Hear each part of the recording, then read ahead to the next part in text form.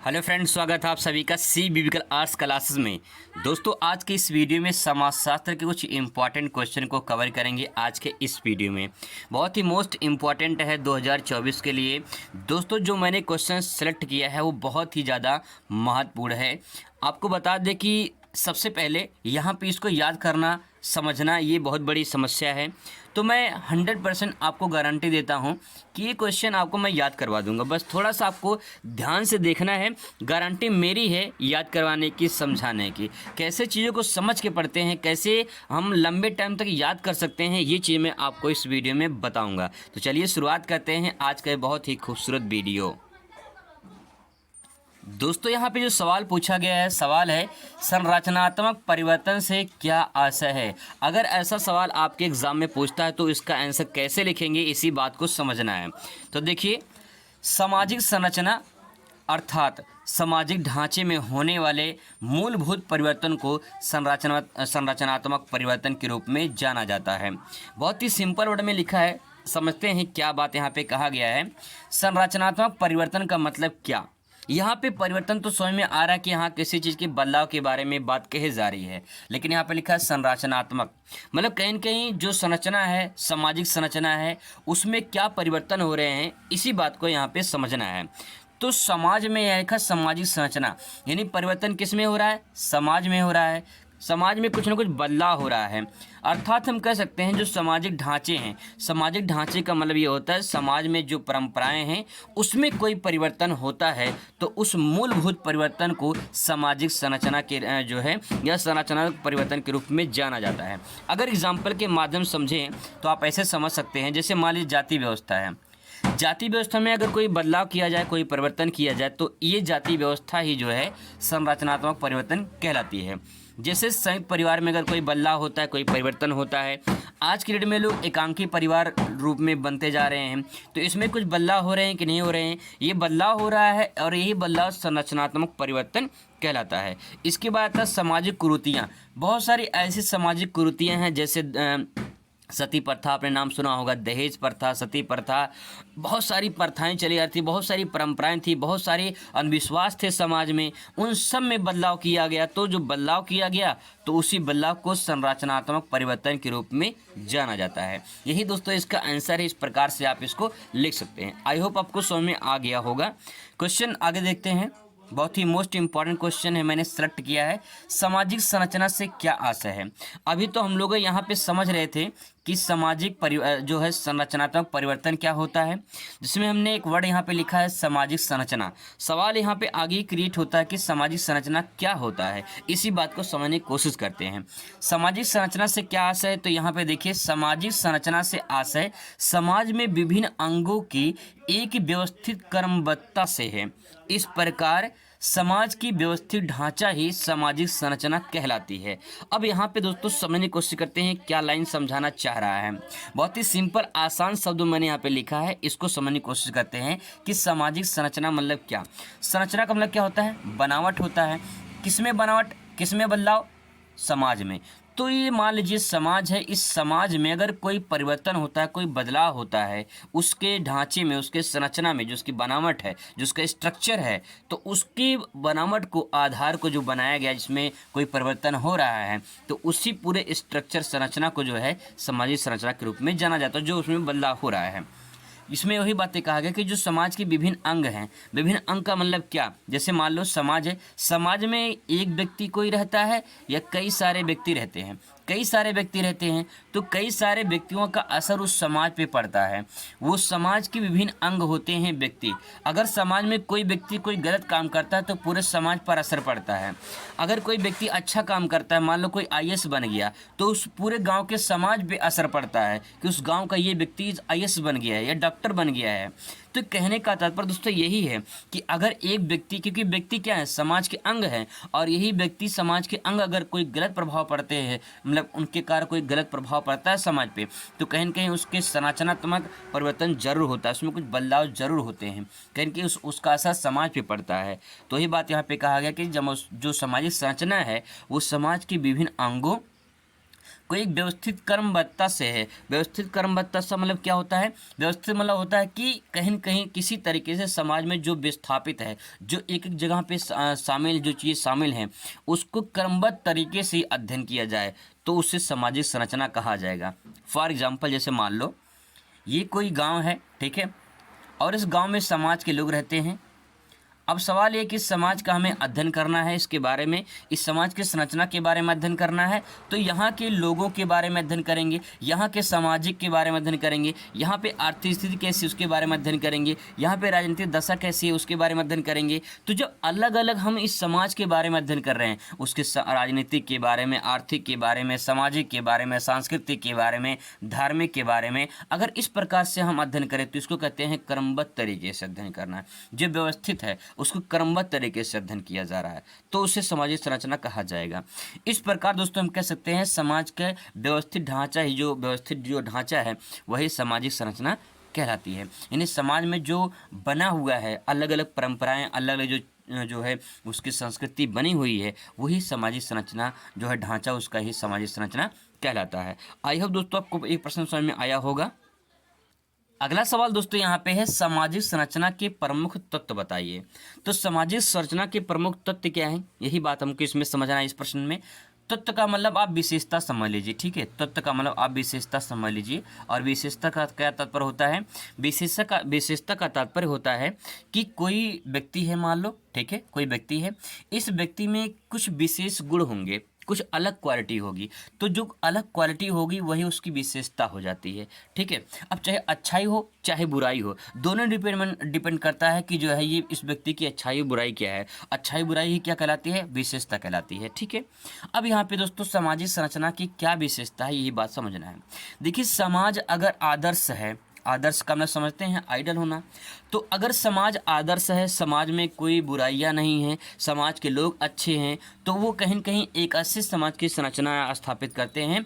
कहीं न कहीं उस समाज में ऐसे लोग रहते हैं और उस लोगों के द्वारा समाज जो है कहीं न कहीं विकसित होता है, और उनका जो एक तरह से संस्कृति होती है, उनकी जो सामाजिक बनावट होती है वो अलग टाइप की होती है। बहुत सारे ऐसे गाँव होते हैं, बहुत सारे ऐसे शहर होते हैं जहाँ पे लोगों की संरचना अलग होती है। वहाँ पढ़े लिखे लोग रहते हैं। शहर में क्या होता है? कॉलोनी बनी होती है, उन कॉलोनियों में अलग अलग टाइप की कॉलोनी होती है, सब कॉलोनियों की अलग अलग विशेषता होती है। ऐसे गांव में भी होता है, गांव में अलग अलग पूर्वे बने होते हैं, उन सभी गांव की अलग अलग पूर्वों की विशेषता होती है। वही दोस्तों इसकी संरचना हो गई, उसकी तत्व हो गया, जिसका जैसा आदर्श होगा और वो इससे आदर्श के आधार पे ही उसका काम होता है। तो सामाजिक आदर्श यानी आइडल होना अच्छा है, तभी सामाजिक संरचना बन सकता है। इसके बाद दोस्तों बात करते हैं सामाजिक स्थिति। बहुत सारे ऐसे लोग होते हैं जो लोगों की स्थिति पे डिपेंड करता है कि वहाँ के लोग अच्छे होंगे तो लोग अच्छे होंगे तो सामाजिक संरचना भी अच्छी होगी, यानी लोगों की स्थिति अच्छी होगी, तो लोगों की जब स्थिति अच्छी होगी तो समाज के भी लोगों को स्थिति अच्छी होगी। कहने का तात्पर्य ये है दोस्तों कि मान लीजिए एक व्यक्ति है, इस व्यक्ति की स्थिति बहुत अच्छी है, तो ये इन लोगों के द्वारा जब समाज बनेगा, क्योंकि एक व्यक्ति के द्वारा दो व्यक्ति, फिर तीन चार, ऐसे करके, तो जो समाज बनेगा इन व्यक्तियों के द्वारा, अगर इन व्यक्तियों की स्थिति अच्छी होगी तो कहीं की समाज की स्थिति कैसी होगी? अच्छी होगी। सिंपल सी बात यह है। तो सामाजिक जब स्थिति अच्छी होगी तो सामाजिक संरचना, स्ट्रक्चर भी उसका बहुत अच्छा होगा। बात समझ में आ रही है? जैसे मान लो जब घर बनता है तो पहले उसका एक डिज़ाइन बनता है, घर बनने से पहले उसका एक नक्शा बनता है, और उस नक्शे से जो है उसका एक स्ट्रक्चर तैयार किया जाता है। पहले जो नक्शा होता है उस घर का एक मॉडल तैयार किया जाता है, एक स्ट्रक्चर तैयार किया जाता है, और उस स्ट्रक्चर के आधार पे जो है वो घर बनता है। तो जैसा स्ट्रक्चर होगा, जैसा उसका संरचना होगा, वैसा ही उसका घर बनेगा, उसका वैसा जो है पूरा का पूरा बिल्डिंग तैयार होगा। वैसे ही जैसे लोगों की स्थिति होगी, जैसी लोगों की स्थिति होगी वैसे ही समाज की भी स्थिति होगी, और समाज की स्थिति अच्छी होगी तो सामाजिक स्ट्रक्चर भी बहुत अच्छा होगा, और कहीं कहीं सामाजिक स्ट्रक्चर भी उसको दिखाएगा कि समाज की स्थिति कैसी है। आई होप आपको समझ में आया होगा। इसके बाद इसको लिख सकते हैं सामाजिक भूमिका, क्या सामाजिक भूमिका सामाजिक संरचना में बदलाव करता है? क्या कोई परिवर्तन करता है? बिल्कुल करता है। लोगों की भूमिका अगर अच्छी होगी तो समाज की भूमिका अच्छी होगी, और समाज की भूमिका अच्छी होगी तो स्ट्रक्चर भी अच्छा होगा, और स्ट्रक्चर किसका? समाज का। तो कहने का तात्पर्य दोस्तों यही सिंपल सी बात ये है कि मान लो एक व्यक्ति है और इस व्यक्ति का अपने समाज के प्रति बहुत लगाव है, समाज के ये समाज सेवी काम करते हैं, ये जनता की भलाई के लिए काम करते हैं। तो कहीं न कहीं अगर ये जनता की भलाई के लिए काम करते हैं तो उस जनता कहाँ रहती है? समाज में रहती है, क्योंकि मानव सामाजिक प्राणी है। अगर ये व्यक्ति के द्वारा अच्छा काम किया गया, इसकी भूमिका अच्छी है, तो समाज में भी कहीं न कहीं अच्छा काम होगा, और जो समाज में अच्छा काम होगा तो भूमिका किसकी होगी? पूरे समाज की होगी, और समाज की भूमिका होगी तो सामाजिक संरचना बहुत अच्छे तरीके से वहाँ पे प्रदर्शित किया जा सकता है। औद्योगिकीकरण किसे कहते हैं? औद्योगिकीकरण के प्रमुख विशेषताओं का वर्णन कीजिए। अगर ऐसा सवाल एग्जाम में पूछता है तो उसको कैसे लिखेंगे, यही बात को समझना है। यहाँ पे दोस्तों सबसे इम्पॉर्टेंट बात यही है कि बहुत लोग हैं आपको पढ़ के बता देंगे, जो है एक तरह से समझाने की कोशिश करेंगे, लेकिन सवाल ये है कि इसको लंबे टाइम तक याद कैसे करना है, ये कोई जल्दी बताता नहीं है। तो मैं आज के इस वीडियो में आपको यही बताऊंगा कि आप कैसे याद कर सकते हैं, समझ के आप लंबे टाइम तक याद कैसे कर सकते हैं। दोस्तों इसी सवाल को अथवा करके पूछा है, औद्योगिकीकरण से क्या आशय है? औद्योगिकीकरण के महत्व की विवेचना कीजिए। देखिए ध्यान में रखेंगे, अगर आपसे पूछता है कि विशेषता क्या होती है, महत्व क्या होता है, तो दोनों का आंसर लगभग सेम ही होगा, कोई परिवर्तन नहीं होगा। और आंसर यहाँ पे हमें सबसे पहले ये समझना है कि औद्योगिकीकरण क्या होता है, यही बात को समझना है। आइए डिटेल में समझाने की कोशिश करते हैं, और साथ साथ में आपको याद भी करवाएंगे, इस बात की गारंटी लेते हैं। सबसे पहले दोस्तों यहाँ पे हेडिंग डालेंगे औद्योगिकीकरण। अगर पेपर में बोर्ड में आता है तो आप इस प्रकार से लिखेंगे। हेडिंग डालने के बाद यहाँ पे लिखेंगे औद्योगिकीकरण, इसके बारे में लिखेंगे। औद्योगिकीकरण जो है एक ऐसी प्रक्रिया है जिसमें छोटे छोटे उद्योग धंधों के स्थान पर बड़े बड़े उद्योग धंधे या कल कारखाने के द्वारा विकसित होते हैं। यानी सिंपल सी बात दोस्तों ये है कि जो छोटे छोटे उद्योग होते हैं जिनके द्वारा एक कंपनी का संचालन होता है, इन छोटे उद्योगों की जगह पे एक बड़ी सी कंपनी का संचालन जब किया जाता है तो उसे कहते हैं औद्योगिकीकरण। क्योंकि छोटे छोटे होते जो उद्योग होते हैं वो अपने जीवन यापन के लिए एक नॉर्मल जो है उद्योग धंधे होते हैं, लेकिन जब कोई बड़ी कंपनी स्थापित होती है, कोई बड़ी किसी चीज़ का उत्पादन होता है, तो उसे कहते हैं औद्योगिकीकरण। क्योंकि जो बड़ी कंपनी है उस कंपनी में लोगों को रोज़गार मिलेगा, लोग वहाँ पे बहुत ज़्यादा आकर्षित होंगे, उत्पादन ज़्यादा होगा, लोगों की आवश्यकताएं ज़्यादा पूरी होंगी, तो एक बड़े क्षेत्र में डेवलपमेंट होगा, बड़े क्षेत्र का विकास होगा। तो बड़े क्षेत्र का विकास होगा तो कहीं न कहीं किसके द्वारा हुआ? जब उद्योग स्थापित हुए तभी तो हुआ, और उद्योग स्थापित होंगे, उद्योग लगते चले जाएंगे, तो वही उद्योग लगने की प्रक्रिया को क्या कहेंगे? औद्योगिकीकरण कहेंगे। क्योंकि करण का मतलब क्या होता है? करण का मतलब होता है करना, ठीक है। किस चीज़ का क्या करना? उद्योग का विकास करना। उद्योग का विकास करना ही क्या कहलाएगा? औद्योगिकीकरण कहलाएगा। जैसे मैं आपको अपनी भाषा समझाऊं तो आप यहाँ समझ लीजिए, जैसे मान लीजिए ये कोई जो है, मान लेते हैं कोई रास्ता है, ठीक है, इस टाइप का कोई रास्ता है। अब यहाँ पे क्या हो रहा है कि यहाँ मान लीजिए कभी एक दुकान ऐसे, दो दुकान यहाँ पे ऐसे दुकान लगी थी, ठीक है। अब क्या हुआ कि यहाँ पे कोई मान लीजिए बैंक खुल गया, ठीक है, यहाँ पे कोई बैंक खुल गया, और इसके बाद जो बैंक खुला तो यहाँ पे बैंक खुलने की वजह से यहाँ पे छोटे छोटे और दुकान खुल गए। मान लो कोई यहाँ पे स्कूल खुल गया तो उसके जगह से कई सारे और दुकान खुलते चले गए। मान लो कोई यहाँ पे छोटी सी कंपनी लग गई तो उसकी वजह से कई सारे और दुकान खुलते चले गए। तो ये जो दुकान यहाँ पे खुला, दुकान पहले एक ही यहाँ पे था, एक या दो दुकान था, अब धीरे धीरे यहाँ पे पूरा का पूरा क्षेत्र डेवलपमेंट होने लगा। तो कहीं न कहीं ये धीरे धीरे जब विकास होता चला, किसके आधार पे हुआ? कहीं न कहीं जब कोई विकास हुआ तभी तो उस क्षेत्र का विकास होता चला गया। तो कहने का तात्पर्य दोस्तों यही है कि जब छोटे छोटे उद्योग बड़े उद्योग में बदल जाएं तो उसे कहते हैं औद्योगिकीकरण। तो यही प्रक्रिया औद्योगिकीकरण कहलाती है। इसके बारे में थोड़ा और दो लाइन समझते हैं। वस्तुओं का उत्पादन हाथों की अपेक्षा मशीनों द्वारा किया जाता है, यही प्रक्रिया औद्योगिकीकरण कहलाता है। अगर मैं आपको एक लाइन में इस पूरे परिभाषा को समझाऊं तो आप बस इतना समझ सकते हैं कि किसी भी उद्योग को जो छोटा है उसकी जगह पे कोई एक बड़ा उद्योग स्थापित करना और बड़ी चीज़ों का उत्पादन करना और उसमें हाथों की अपेक्षा मशीनों का प्रयोग करना, ये पूरी प्रक्रिया औद्योगिकीकरण कहलाती है। एक लाइन की परिभाषा है, आराम से चीज़ों को समझ सकते हैं।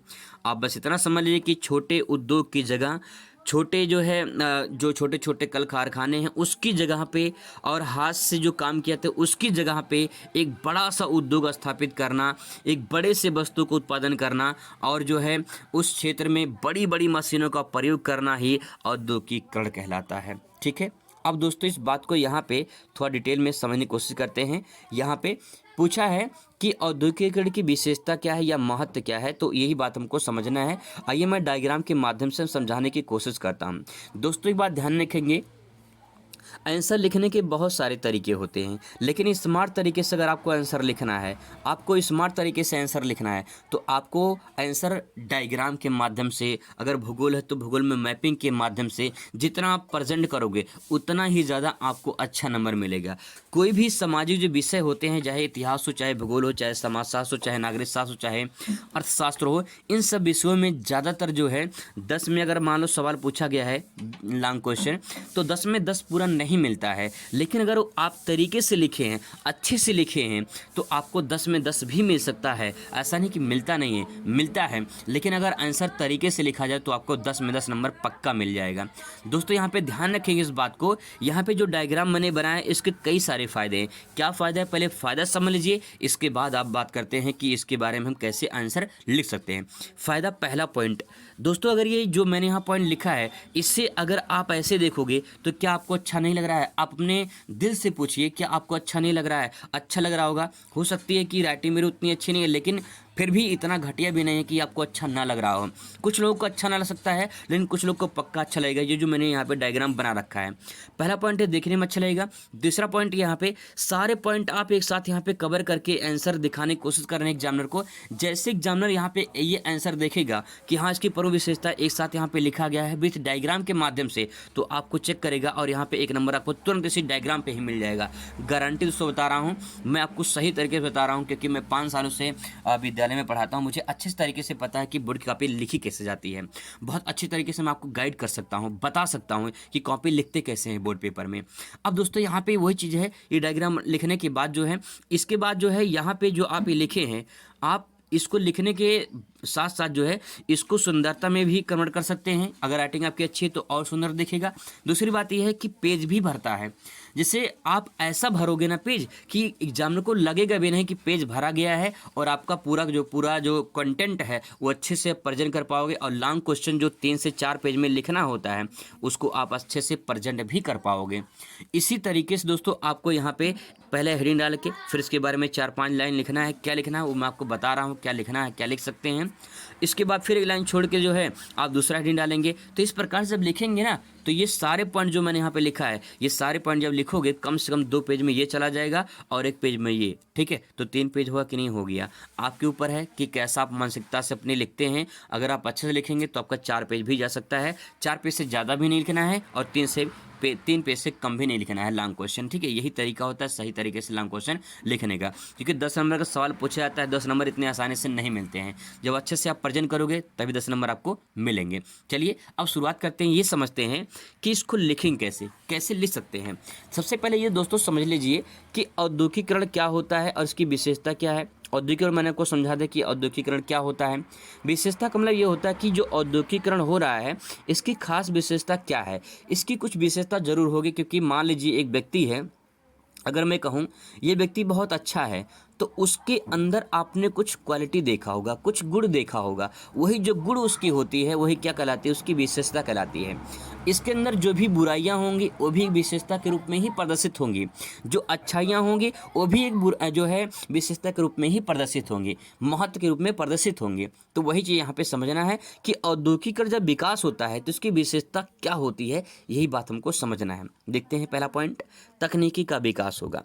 इन्हें जब औद्योगिकीकरण का विकास होगा तो विभिन्न प्रकार की टेक्नोलॉजी आएगी। जैसे मान लेते हैं आज की डेट में, पहले जो बाइक आती थी, पहले जो 4 व्हीलर आते थे, जो गाड़ियाँ आती थी वो धुआं देता था।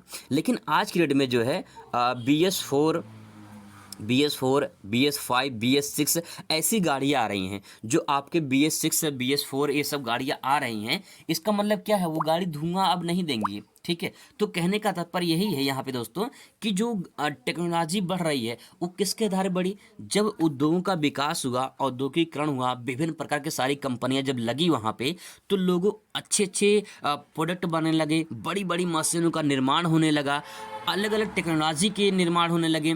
तो जैसे जैसे औद्योगिकरण का विकास होगा, तकनीकी का विकास ज़रूर होगा। पहले चलता था 2G, आज आ गया है 5G। तो ये कैसे विकास हुआ, तकनीकी के आधार पर विकास हुआ ना। जब औद्योगिकरण हुआ तभी तो तकनीकी का विकास हुआ, तो इसकी विशेषता होगी कि नहीं होगी। तो आप इसके बारे में 4 लाइन तो लिख ही सकते हैं आराम से।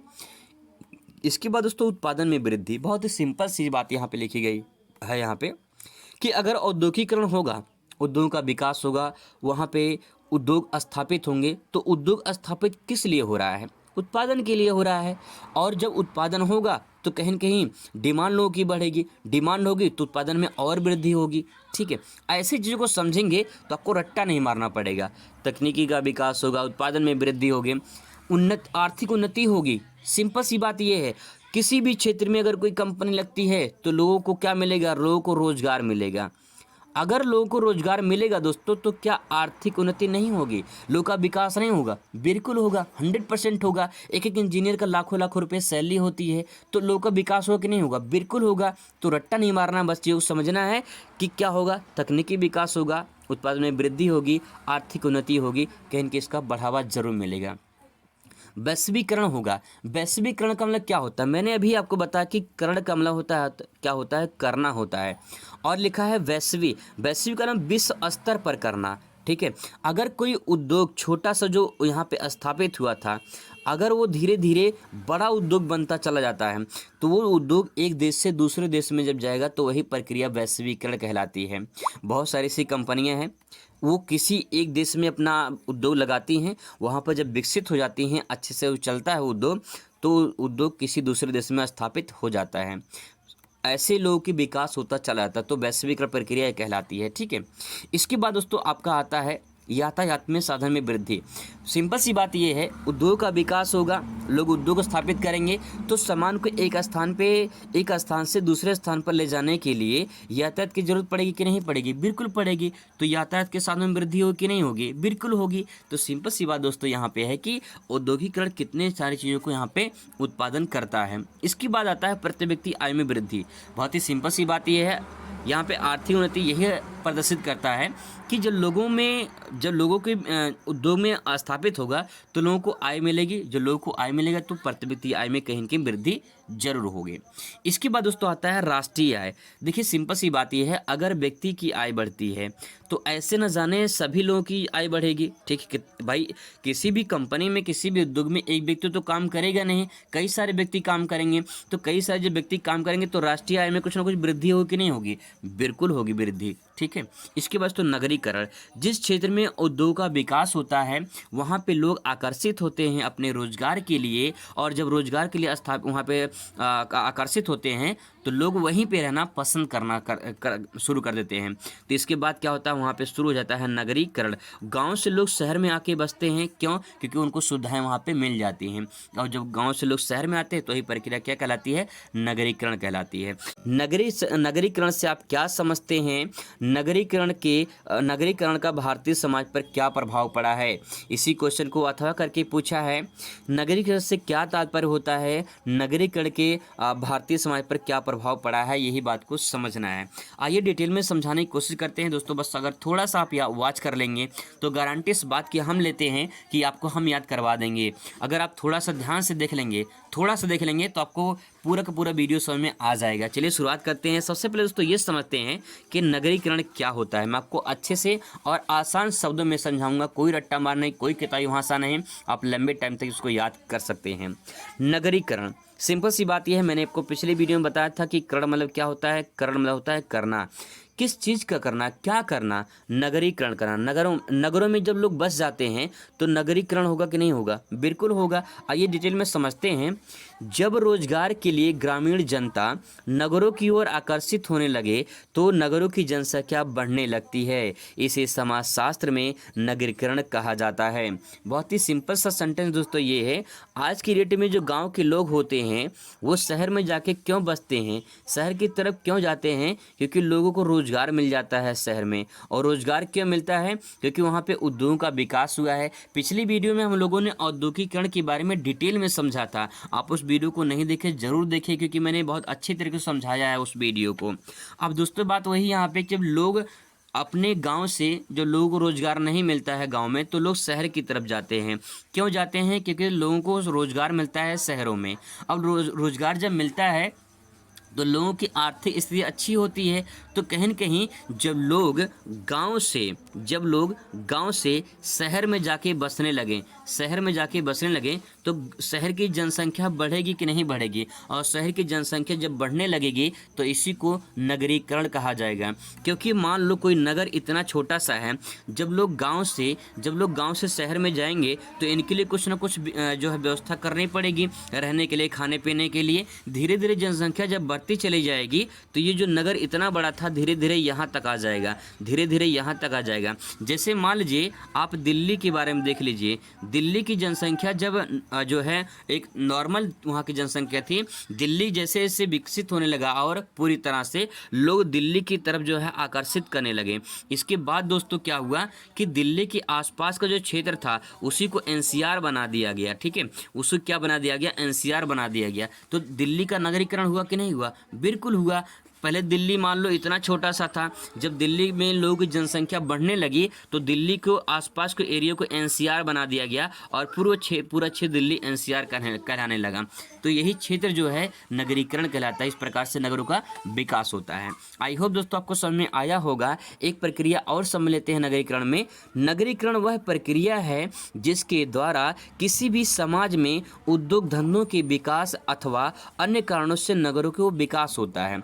सिंपल सेंटेंस में तो ये बात कहना चाह रहा है कि नगरीकरण क्या है? एज अ प्रोसेस है, एक प्रक्रिया है। किस प्रकार की प्रक्रिया? जिसके द्वारा किसी समाज में उद्योग धंधों के विकास अथवा कारणों से नगरों का विकास होता है। बहुत सारे ऐसे क्षेत्र हैं आपके गांव में, ऐसे गांव का एक बाज़ार होगा, उस बाज़ार में बहुत सारे ऐसे बाज़ार हैं जो पहले जैसे थे आज वैसे नहीं हैं, उनकी स्थिति बदल चुकी है, वो और विकसित हो चुके हैं, उनका विकास और हो रहा है। तो कहने का तात्पर्य विकास क्यों हो रहा है? क्योंकि लोगों को वहाँ पर आवश्यकताओं की पूर्ति हो रही है। जो लोगों की आवश्यकताओं की पूर्ति होगी तो वहाँ पर आकर्षित होंगे, जो आकर्षित होंगे तो वहाँ पर लोगों को अच्छा लगेगा और वहीं पर लोग रहना पसंद कर देंगे। ठीक है, तो यही जो है नगरीकरण कहलाती है।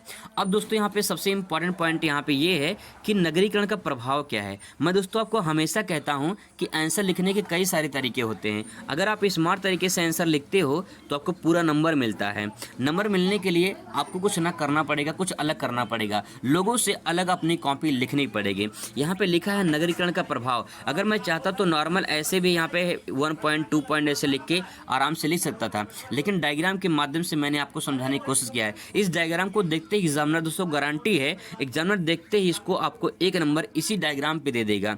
कोई डायग्राम पे नंबर नहीं देता है, लेकिन जो है अगर आप अच्छे से प्रेजेंट किए हैं तो आपको डायग्राम पे नंबर पक्का 1 नंबर जरूर मिल जाएगा। और इसके बाद जो है जब इसके बारे में एक एक करके आप लिखेंगे तो आपको इसमें जो है अलग से पूरा नंबर मिलेगा। अगर क्वेश्चन 10 नंबर में पूछेगा तो 10 नंबर लाने के लिए आपको पूरा अच्छे से लिखना होगा।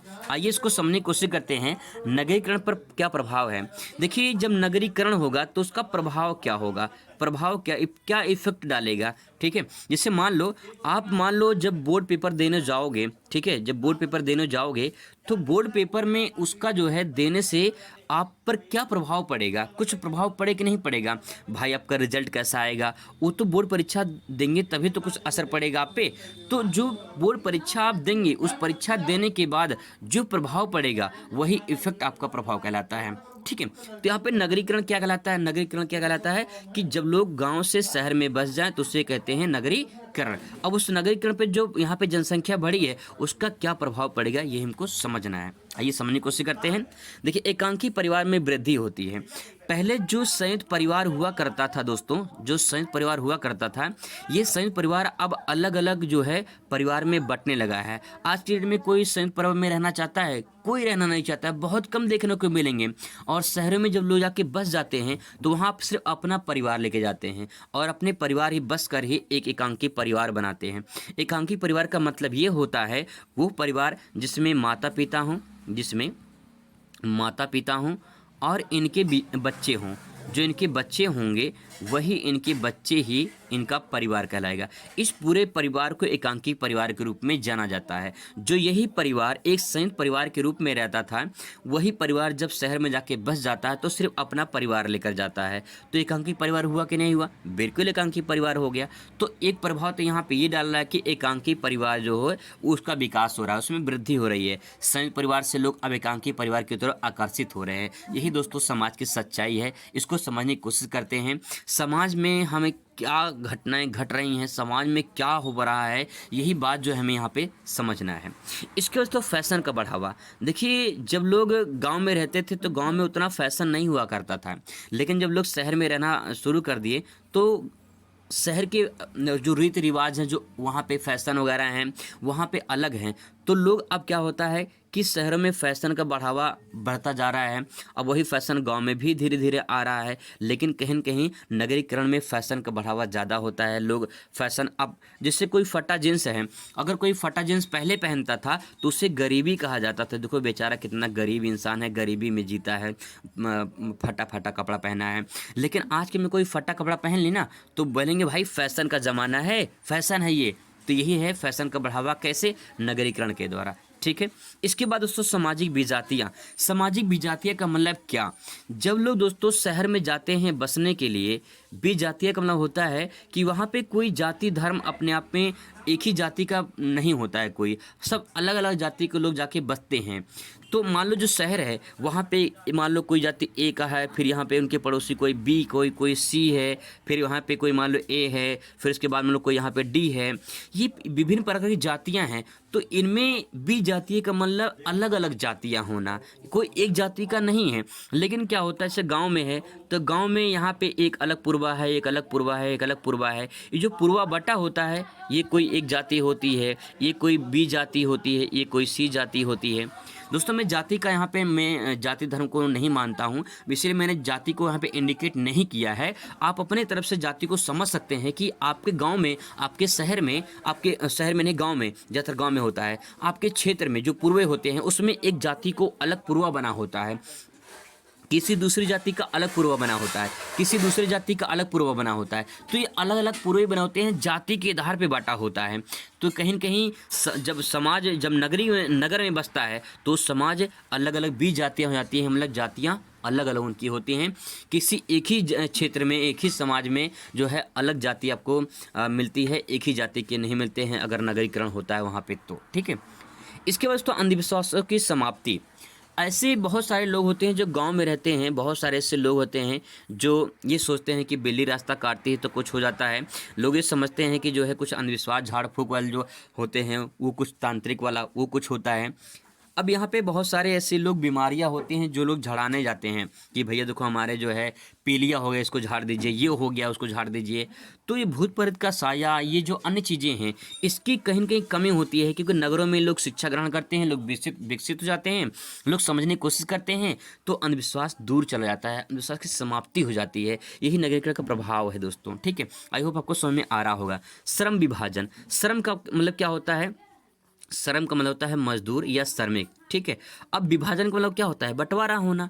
तो समाज में क्या एक ही प्रकार के श्रमिक रहते हैं? नहीं, अलग अलग रहते हैं। तो जब नगर में लोग जाएंगे तो एक ही काम नहीं करते हैं, जिसको जो काम मिलता है वो काम करना शुरू करता है। मान लो कुछ लोग कंपनी में हैं, कुछ लोग मॉल में काम करते हैं, कुछ लोग दुकान में काम करते हैं, कुछ लोग फैक्ट्री में काम करते हैं, कुछ लोग बिजनेस करते हैं, कुछ लोग व्यापार करते हैं, मतलब एक ही चीज़ है। कुछ लोग दुकान खोलते हैं अपना, कुछ लोग जो है नौकरी करते हैं। तो कहने का तात्पर्य है कि श्रम का क्या होता है? विभाजन होता है। सिंपल सी बात ये है। ठीक है। इसके बाद तो आता है आर्थिक विकास। आर्थिक विकास का मतलब क्या? जब लोग नगर में जाते हैं तो नगर में क्यों जाते हैं? क्योंकि नगर में लोगों को क्या मिलता है? रोजगार मिलता है। जब लोगों को रोजगार मिलेगा तो लोगों की आय होगी, बढ़ेगी कि नहीं बढ़ेगी? बिल्कुल आय बढ़ेगी। जब आय बढ़ेगी, आय अच्छी होगी, तो आर्थिक विकास होगा कि नहीं होगा? बिल्कुल होगा। सिंपल सी बात ये है। आप तरीके से दोस्तों समझने की कोशिश करेंगे तो दिक्कत आपको नहीं होगा। आप अच्छे तरीके से समझ सकते हैं, कोई दिक्कत परेशानी आपको नहीं होगी। तो यहाँ पे है, उपनिवेशवाद का क्या अर्थ होता है? उपनिवेशवाद के कारण भारतीय समाज में हुए परिवर्तनों की विवेचना कीजिए। दोस्तों यहाँ पे जो सवाल पूछा गया है, सवाल ये है कि उपनिवेशवाद क्या होता है, ये हमको समझना है। और भारतीय समाज पर जो है इसके द्वारा जो परिवर्तन हुआ है, इसकी विवेचना हमें करना है। आइए समझते हैं। इसी क्वेश्चन को अथवा करके पूछा है कि उपनिवेशवाद से आप क्या समझते हैं? भारतीय समाज पर उपनिवेशवाद के संरचनात्मक परिवर्तन का विवेचना कीजिए। चलिए डिटेल में समझते हैं कि सबसे पहले ये समझते हैं उपनिवेशवाद क्या होता है, फिर इसके बाद जो उपनिवेशवाद आया इसके द्वारा भारतीय समाज पर क्या परिवर्तन हुए, ये पूरे डिटेल में समझने की कोशिश करते हैं। दोस्तों सबसे पहले बात ये करते हैं कि उपनिवेशवाद क्या है। डिटेल में समझाऊंगा, मैं आपको अच्छे तरीके से याद करवाने की पूरी कोशिश करूंगा। चलिए समझते हैं। उपनिवेशवाद लिखा हुआ है, यहाँ पे सेंटेंस लिखा हुआ है उपनिवेशवाद। देखिए, उपनिवेशवाद का अर्थ एक देश के द्वारा दूसरे देश पर शासन करना उपनिवेशवाद कहलाता है। जैसे आप समझ सकते हैं, चीन का कब्जा किस पे है? तिब्बत पर है। और चीन का कब्जा तिब्बत पर, चीन एक शक्तिशाली देश है तिब्बत की अपेक्षा, ठीक है। तो चीन ने क्या कर रखा है? तिब्बत पे कब्जा कर रखा है। और तिब्बत पे कब्जा जब कर रखा है तो अब संचालन किसके हाथ में? तिब्बत के हाथ में, सॉरी चीन के हाथ में है। तो अब जो है कहीं न कहीं चीन जो है इसका संचालन कर रहा है, और यही प्रक्रिया क्या कहलाती है? उपनिवेशवाद कहलाती है। तो यहाँ पे जो उपनिवेशवाद है ये क्या है? एक प्रक्रिया है। इस प्रक्रिया के द्वारा एक बहुत शक्तिशाली देश, एक विकसित देश किसी छोटे देश पे कब्जा कर लेता है और उस पर अपना शासन जमा लेता है। तो ऐसी प्रक्रिया को उपनिवेशवाद कहा जाता है। आई होप दोस्तों आपको ये समझ में आया होगा उपनिवेशवाद क्या होता है। और डिटेल में समझने की कोशिश करते हैं ताकि कोई दिक्कत परेशानी ना हो। देखिए, 16वीं शताब्दी में एशिया, अफ्रीका और अमेरिकी उपमहाद्वीप में साम्राज्यवादी नियंत्रण स्थापित करना और उपनिवेश बनाने का पहला चरण प्रारंभ हुआ था। बहुत सारे ऐसे लोग हैं, हमेशा तो अगर मैं गांव की बात करूं तो, क्योंकि मैं गांव से बिलोंग करता हूं तो मुझे अच्छे तरीके से पता है। अगर आप गांव से बिलोंग करते होंगे तो आपको अच्छे से पता होगा। अब दोस्तों मान लीजिए कोई खेत है, ठीक है। ये मान लीजिए कोई खेत है, ठीक है।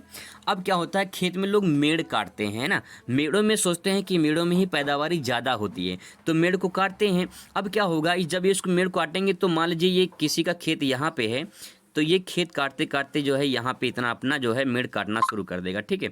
अब इतना काटना शुरू कर देगा तो कहीं न कहीं ये अपना खेत जब बड़ा काटेगा, कुछ ना काटेगा तो कुछ ना कुछ जरूर बढ़ेगा, चाहे 1 इंच बढ़े, चाहे 2 इंच बढ़े, चाहे 1 फीट बढ़े, ठीक है। तो कहने का तात्पर्य यही होता है दोस्तों कि जब लोग अपने साम्राज्य को, जो उनका साम्राज्य है, अगर अपने साम्राज्य को और बढ़ाना चाहें, ठीक है, तो वो जो बढ़ाएंगे अपने साम्राज्य को, वही प्रक्रिया क्या कहलाती है? उपनिवेशवाद कहलाती है। हमेशा से चली आ रही परंपरा जो है, पहले राजा महाराजा ने एक राजा दूसरे राजा पे जीत लेते थे और उनका साम्राज्य अपने साम्राज्य में मिला लेते थे। यही परंपरा चली आ रही थी। फिर इसके बाद अंग्रेज आए, ब्रिटिश आए, भारत में आए और भारत में भी जो है कहीं न कहीं शासन किए। 200 साल तक अंग्रेजों ने शासन किया लगभग। तो कहने का तात्पर्य दोस्तों यही है, भारत भी कभी उपनिवेशवाद हुआ करता था, क्योंकि गुलाम किसका था? अंग्रेजों का था। तो भारत भी कभी उपनिवेशवाद हुआ करता था, क्योंकि अंग्रेज क्या करते थे? साम्राज्यवाद करते थे। बहुत सारे देशों में उनका जो है अपना साम्राज्यवाद था, नियंत्रण था। तो इस प्रकार से जो परंपरा चली आ रही थी, यही परंपरा क्या कहलाती है? साम्राज्यवाद। यही जो है उपनिवेशवाद को जन्म देती है। आगे तो यहाँ पे लिखा है दोस्तों, लिखा है कि जिसमें इंग्लैंड, फ्रांस, पुर्तगाल, स्पेन, कुछ देश ऐसे थे जो कहीं न कहीं बड़े बड़े औपनिवेशिक साम्राज्य के रूप में स्थापित हुए थे।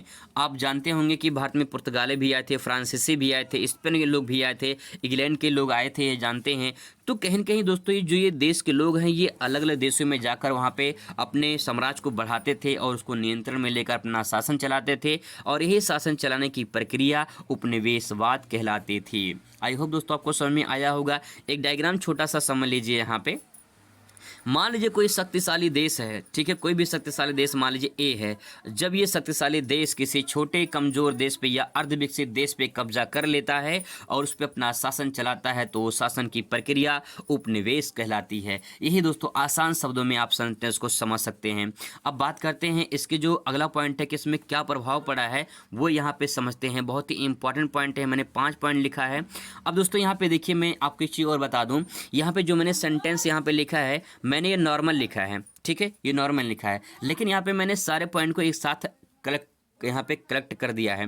तो एग्जामिनर को ये दिखेगा कि हाँ जो है बच्चे को पूरा याद है और पूरा जो है सेंटेंस इसने एक साथ लिख दिया है। तो इसको भी आप चेक कर सकते हैं, चेक करके एग्जामिनर जो है एक नंबर आपको इसमें दे देता है, क्योंकि आपने पूरे साथ लिख दिया है। लेकिन अगर इसी चीज़ को आप डायग्राम के माध्यम से लिखे होंगे तो और अच्छा लगेगा और अच्छे से आपको पूरा नंबर मिलेगा इसमें, ठीक है। यही सही तरीका होता है, स्मार्ट तरीका लिखने का। अब ये समझते हैं दोस्तों कि उपनिवेशवाद जो होता है इसके द्वारा क्या संरचनात्मक परिवर्तन होता है, ये हमको समझना है।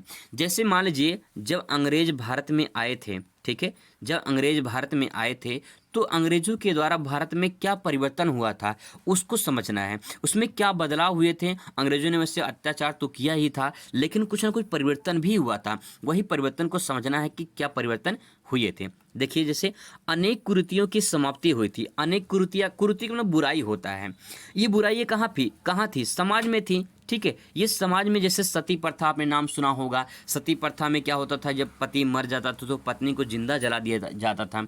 तो कहीं न कहीं ये भी प्रथा चली आ रही थी, इसको भी कहीं न कहीं समाप्त किया गया। और बहुत सारे अंधविश्वास चली आ रही थी, परंपराएं थी, उन सभी को जो है अंग्रेजों के टाइम पे ही समाप्त किया गया, ठीक है। तो कहने का तात्पर्य ये होता है कि यहाँ पे उपनिवेशवाद में क्या होता है, कुछ जो बुराइयाँ होती हैं वो समाप्त हो जाती हैं।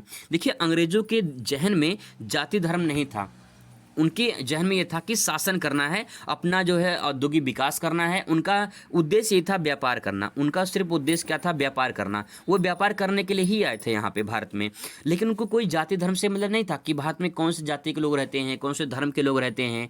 बस इतना उनको था कि हमें व्यापार करना है और यहाँ से जितना लूट सकें लूट लें। यही उनका एक उद्देश्य था। इसके बाद अपना वो शासन चला रहे थे और उस शासन में अपना लूट रहे थे। दोस्तों यहाँ पे जो कुरीतियाँ थी वो समाप्त हुई, कहीं कि उपनिवेशवाद से समाप्त होती है, ठीक है। आगे देखिए जाति व्यवस्था में परिवर्तन हुआ। जाति व्यवस्था का मतलब क्या, जो परंपरा चली आ रही थी, बहुत सारी जो है कहीं कि छुआछूत की बीमारी भी थी, बहुत सारी ऐसी परंपराएं थी जो जाति व्यवस्था में उच्च जाति निम्न जाति का शोषण भी करते थे। तो ऐसी जो परंपरा चली आ रही थी, इस परंपरा में कहीं कि कुछ परिवर्तन किए गए। ये परिवर्तन उपनिवेशवाद में भी हुए थे। तो कहने का तात्पर्य यही है कि जो सामाजिक संरचना, ये जो समाज में परिवर्तन होते हैं वही सामाजिक संरचना कहलाते हैं। और समाज में परिवर्तन कब हुए, उपनिवेश काल में हुए, ठीक है। इसके बाद दोस्तों यहाँ पे ले सकते हैं सामाजिक गतिशीलता। देखिए सिंपल सी बात यह है कि सामाजिक गतिशीलता का मतलब क्या होता है।